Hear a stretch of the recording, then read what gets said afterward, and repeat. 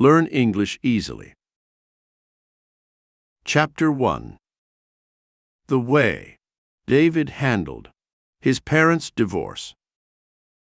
David was a young boy of 14 years. He had sparkling eyes, a big smile, and he was always ready for fun. Football was his favorite sport, and he loved playing it with his friends after school. However, inside his home, the atmosphere was very different from that on the football field. Every evening, David could hear his parents arguing. Their voices would rise, and often he would hear the sound of a door being slammed. These noises made David feel very sad and scared. He would often hide under his blankets or put on headphones to block out their voices. But even then, he could feel the tension in the house. As days turned into weeks, the arguments became more frequent. David felt a heavy weight on his chest.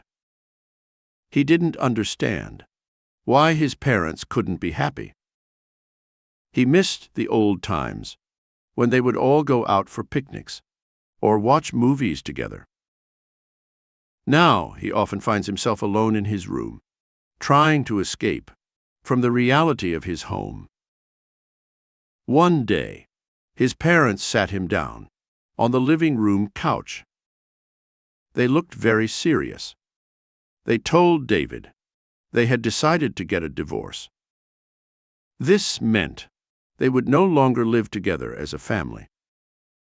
David felt like his whole world was shattering. He wondered if he had done something wrong, or if he could do something to make them stay together. The stress and sadness from his home started affecting David's daily life.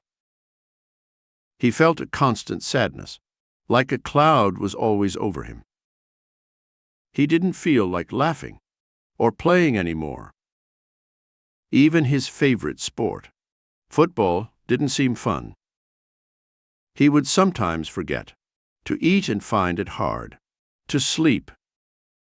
He felt tired all the time. This is what depression feels like. Sometimes he would get scared for no reason. His heart would beat very fast, and he would feel dizzy.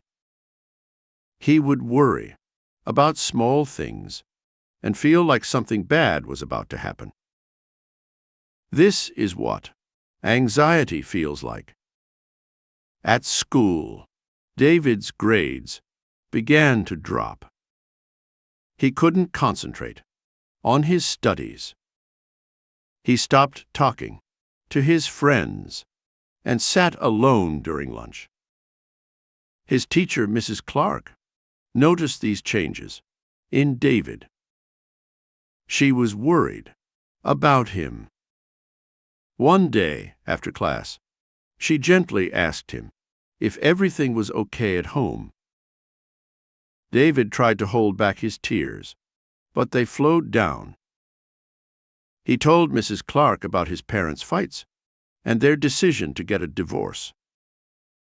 Mrs. Clark listened patiently and comforted him, saying, "David, this is not your fault. Grown-ups have problems, sometimes, but you can always find help and support." Mrs. Clark spoke to the school counselor, Mr. Jones, about David. Mr. Jones began meeting David once a week. In their sessions, they talked about David's feelings and fears. David learned some very helpful things from Mr. Jones. He told David that keeping everything inside is not good. When you're sad, confused, or scared, find someone you trust and talk to them. It could be a teacher, friend, or family member. Mr. Jones gave David a diary. He said writing down feelings can help clear the mind. David began writing every day. He also told David that, when the world feels too much, close your eyes and take deep breaths. It can help calm the mind and move your body, like playing a sport, or even just walking, which can make you feel better. He realized that his parents' decisions were not because of him. They still love him, even if they live separately. With time and support, David began to understand and cope with his feelings. He joined a support group in school for children whose parents were divorced. He met other kids who felt the same way, and together they shared and supported each other. It took time, but David slowly started feeling like his old self again. He began playing football, laughing with his friends, and his grades improved. He realized that asking for help when you need it is not a sign of weakness, but of strength. David's journey is a testament to the strength we all have inside us. With understanding, patience, and a little help, we can overcome even the toughest of times. Chapter 2. The Unity Park. In a town named Harmony, there was a large, beautiful park called Unity Park. It was the heart of the town, where everyone gathered to play, talk, or just relax. The park was a symbol of unity and happiness, but as time went on, it became a mirror of the social issues the town faced. In one corner of the park was a group called the Greens. They loved the environment and planted trees every week. They worried a lot about climate change. Next to them were the Techies. They always had the latest gadgets and spoke about how technology was changing life. On the other side of the park, the elders sat. They remembered the past and often felt that the world was moving too fast. They were worried about losing their traditions. Nearby, the youths played, always eager to change things and bring in new ideas. As different as these groups were, they started arguing a lot. The Greens didn't like the Techies because they thought they wasted resources. The Techies found the elders old-fashioned. The elders thought the youths didn't respect them, and the youths felt the elders didn't understand them.